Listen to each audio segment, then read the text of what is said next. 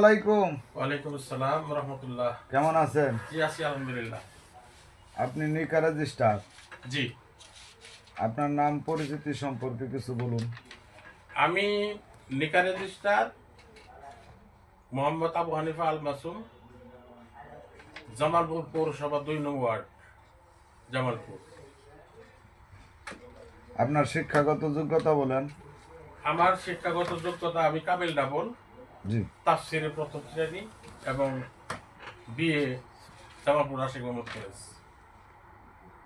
কত সালে আপনি নিকা রেজিস্ট্রার হিসেবে নিয়োগ প্রাপ্ত হয়েছেন? আমি জামালপুর পৌরসভার 2 নং ওয়ার্ডের নিকা রেজিস্ট্রারের দায়িত্বপ্রাপ্ত হই 2003 সনের 26শে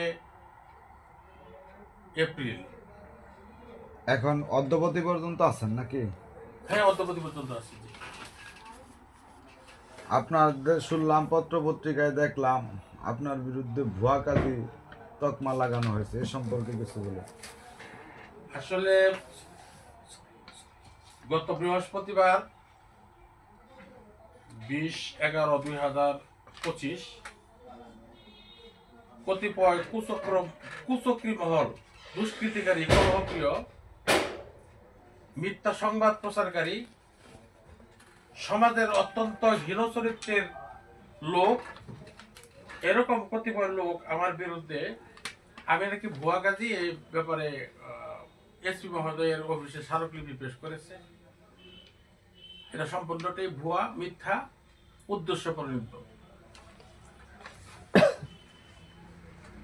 আমি সরকার কর্তৃক অনুমোদিত নিকা রেজিস্ট্রার ও কাজী 2003 সাল হইতে অদ্যবধি পর্যন্ত জামালপুর পৌরসভার 2 নং ওয়ার্ডের নিকা রেজিস্ট্রার হিসাবে দায়িত্ব পালন করে আসতেছি।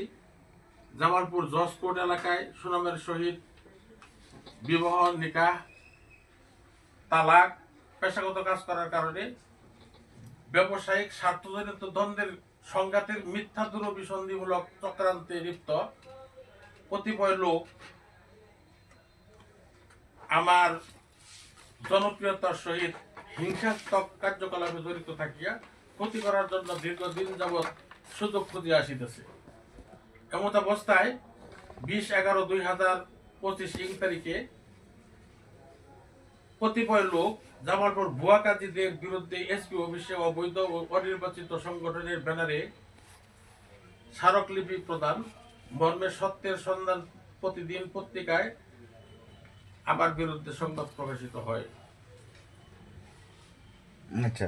এতে আমার চরম মানহানি ঘটে, ফলে আমি ব্যাপকভাবে ব্যক্তিগত ও সামাজিক পেশাগত ক্ষতির কারণ ঘটছে।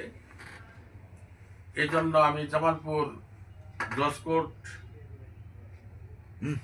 জামালপুর দেখেন জজ কোর্টের ম্যাজিস্ট্রেট কোর্টে 100 কোটি টাকার ক্ষতি সাধিত হয়েছে মর্মে আমি একটা মামলা দায়ের করি, মানহানির ক্ষতি করছে।